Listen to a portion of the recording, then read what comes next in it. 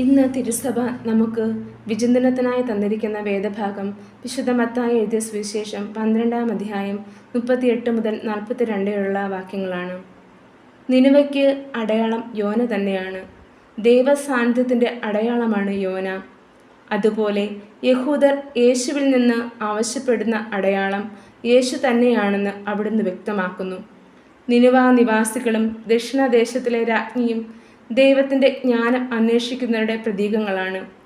അടയാളങ്ങളല്ല, ജ്ഞാനമാണ് ഒരുവനിൽ മാനസാന്തരത്തിൻ്റെ ഫലങ്ങൾ ഉളവാക്കുന്നത്. ജ്ഞാനസാന്നിധ്യത്തിൻ്റെ തിരിച്ചറിവാണ് നമുക്ക് വേണ്ടത്. അടയാളങ്ങളും അത്ഭുതങ്ങളും മറികടന്ന് ഉദ്ധിതനായ യേശുവിൽ എത്തിച്ചേരാനുള്ള കൃപ ഈ 3 നോമ്പിൻ്റെ ദിനങ്ങളിൽ നമുക്കുണ്ടാകുവാൻ സാധിക്കണം. ജ്ഞാനസാന്നിധ്യത്തിൻ്റെ തിരിച്ചറിവ് നമുക്കുണ്ടാകുവാൻ നമുക്ക് പ്രാർത്ഥിക്കാം. അതിന് ഈശോ നമ്മെ സഹായിക്കട്ടെ.